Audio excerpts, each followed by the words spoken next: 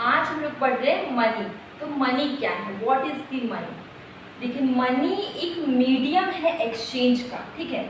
Money क्या है, money as a medium of exchange इसका काम कर सकते हैं। देखिए मनी, पहले मनी नहीं था तो हम लोग यूज करते थे बाटा सिस्टम, जिसमें गुड्स टू सर्विस हम लोग एक्सचेंज करते थे। उसमें हम लोग कोई भी प्रोडक्ट या कोई भी कमोडिटी का प्रॉपर वैल्यू हम लोग मेजर नहीं कर पाते थे। लेकिन जैसे ही इंट्रोड्यूस हो गया मनी, अब हम लोग किसी भी चीज़ का प्रॉपर वैल्यू हम लोग इंट्रोड्यूस, मतलब प्रॉपर वैल्यू हम लोग रिकॉग्नाइज कर पाते, पहचान पाते कि उसका कितना वैल्यू, मेजर कर पाते उसका कितना वैल्यू। तो देखिए money is anything which is generally accepted as medium of exchange, ठीक है। उसके बाद मनी क्या, money is the matter of function for, money is the matter of function for medium of exchange, measure of value, standard of deferred payment and store of value, ठीक है। तो ये 4 function है। प्राइमरी फंक्शन में medium of exchange और measure of value आता है, secondary function में स्टैंडर्ड ऑफ डिफर्ड पेमेंट और स्टोर ऑफ वैल्यू आता है। देखिए प्राइमरी फंक्शन में मीडियम ऑफ एक्सचेंज में हम लोग कुछ भी एक्सचेंज कर सकते हैं, इसका मीडियम, ठीक है। जैसे कि कुछ भी, जैसे एक पैकेट हम लोग ले लेंगे बिस्किट, तो उसको हम लोग 10 रुपीज़ में ले रहे हैं, हम लोग एक्सचेंज कर पा रहे हैं बहुत ही ईजिली। तो ये क्या मीडियम है एक्सचेंज करने का, ट्रांजेक्शन करने का एक मीडियम है, ठीक है।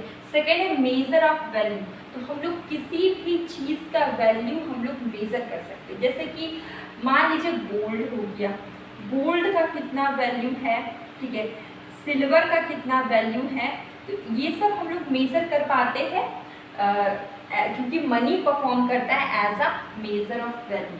उसके बाद सेकेंडरी फंक्शन में आते हैं standard of deferred payment. Money में ऐसा ज़रूरी नहीं कि अभी ही पेमेंट करना है। मान लीजिए हमारा बड़ा बिजनेस है और हम अभी तुरंत नहीं पे कर पा रहे, हम ले लिए क्लोथ्स, ठीक है, क्लोथ्स हम ले लिए मान लीजिए 50 लाख का, और हम 10 लाख दे दिए हैं और 40 लाख बचा हुआ है। अभी हम नहीं पेमेंट कर पा रहे, तो अगर हम बोलेंगे कि हम 1 मंथ बाद देंगे, तो हम उसको ऐसे डिले कर सकते हैं। अभी तो 1 मंथ बाद हम उसको देंगे, तो वो ये क्या होता है, फ्यूचर पेमेंट के लिए भी ये बहुत अच्छा माध्यम है। तो सेकेंडरी फंक्शन है।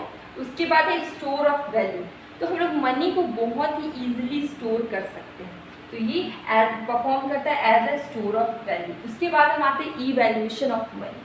देखिए मनी कैसे आया, मनी के पहले हम लोग क्या करते थे, मनी कौन कौन से स्टेज में कैसे कैसे मॉडर्नाइज हुआ, मतलब और भी अच्छा होते गया। देखिए इवोल्यूशन ऑफ मनी में हम देख रहे हैं, फर्स्ट है कमोडिटी मनी। जब मनी नहीं था तो हम लोग क्या करते थे, बाटा सिस्टम का यूज़ करते थे। गुड्स के बदले गुड्स, मान लीजिए राइस लिए तो बदले में वीट दे दिए, तो इस तरह से हम लोग एक्सचेंज करते थे जब मनी नहीं था, कमोडिटी मनी था, ठीक है। जो कमोडिटी मेरे पास है वही मेरे लिए मनी है, ठीक है। तो ये था कमोडिटी मनी। उसके बाद थोड़ा सा और मॉडर्नाइजेशन हुआ, तो क्या हुआ, उसके बाद मेटॉलिक मनी।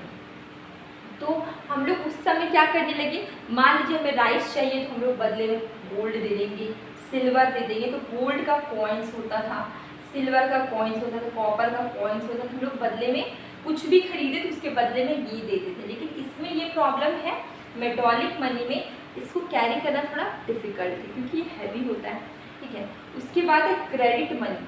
तो देखिए उसके बाद क्या हुआ कि हम लोग बैंक में डिपॉजिट करने लगे, उसको हम लोग विड्रॉ कर सकते हैं थ्रू अपने चेक्स के थ्रू। उसके बाद आया पेपर मनी। पेपर मनी क्या है, करेंसी, करेंसी आया, नोट्स आया। देखिए उसके बाद नोट आया, तो इसको रेगुलेट एंड कंट्रोल करता है RBI, reserve bank of India, इसको सेंट्रल बैंक भी बोलते हैं। इसके बाद थोड़ा सा और मॉडर्नाइजेशन हुआ तो आया प्लास्टिक मनी। प्लास्टिक मनी हमारा लेटेस्ट टाइप ऑफ मनी है। ये डेबिट कार्ड और क्रेडिट कार्ड है। ये क्या क्या, ये मनी जो कैश मनी है इसको कैरी करके ले जाना, कहीं ले आना, इसको रिमूव कर दिया। अब कोई इंसान पैसे लेकर बहुत कम ही जाता है, डेबिट कार्ड, क्रेडिट कार्ड, अब तो ऑनलाइन पेमेंट, नेट बैंकिंग, कितना कुछ आगे, लोग इसी के जरिए पेमेंट करते हैं। तो अभी देखिए मनी का कितना ज़्यादा इवोल्यूशन हो गया। ये हमारा मनी का चैप्टर कंप्लीट है।